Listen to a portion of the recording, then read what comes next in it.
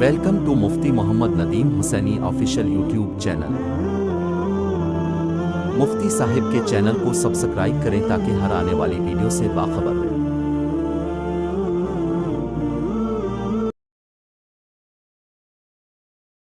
قال اللہ تبارک و تعالی فی الکلام المجید والفرقان الحمید ولا ترکنوا الی الذین ظلموا فتمسکم النار۔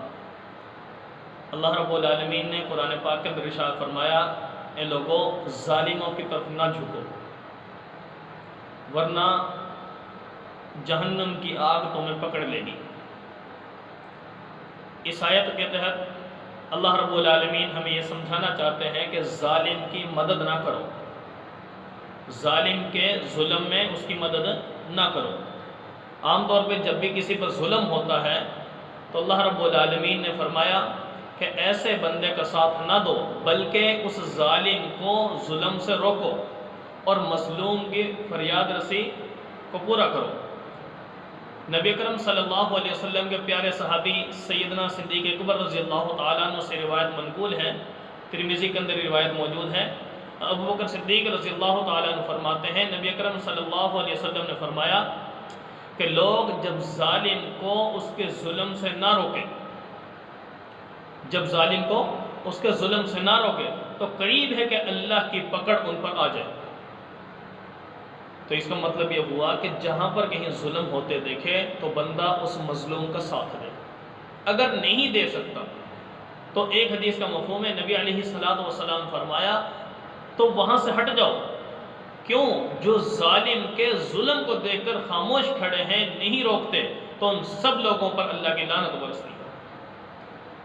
تو اس سے میرے دوستوں، انسان کو جتنا اس کی طاقت میں ہو، جتنا انسان کی مدد کر سکتا ہے، اس کی مدد انسان کو کرنی چاہیے۔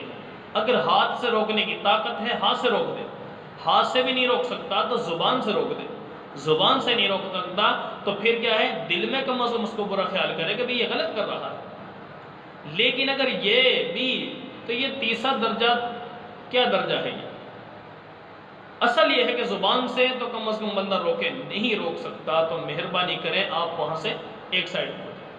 کیوں؟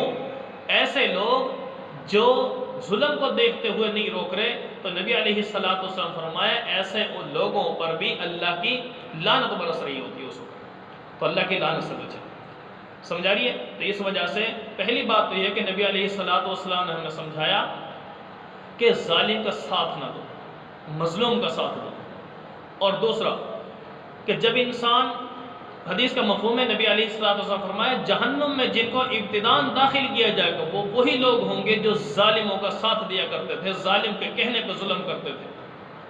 تو اس سے میرے دوستوں، جب بھی کہیں کسی پر ظلم ہو، اگر ہماری طاقت ہے، اللہ نے ہمیں وسعت دی ہے، اگر ہم اس کے حق میں بول سکتے ہیں تو کم از کم انسان کے لیے بولنا لازم ہے اس وقت، اور اس مظلوم کی فریاد کو پورا کر سکتے ہوں تو اس سے پیچھے نہ ہٹیں، ظالم کو سمجھائیں، اس کو روکیں ظلم سے، تاکہ کل قیامت کے دن اللہ رب العالمین کے سامنے ہم میں سرخرو ہو سکے۔ اللہ رب العالمین مظلومین کی مدد فرمائے اور ظالمین کو ہدایت نصیب فرمائے۔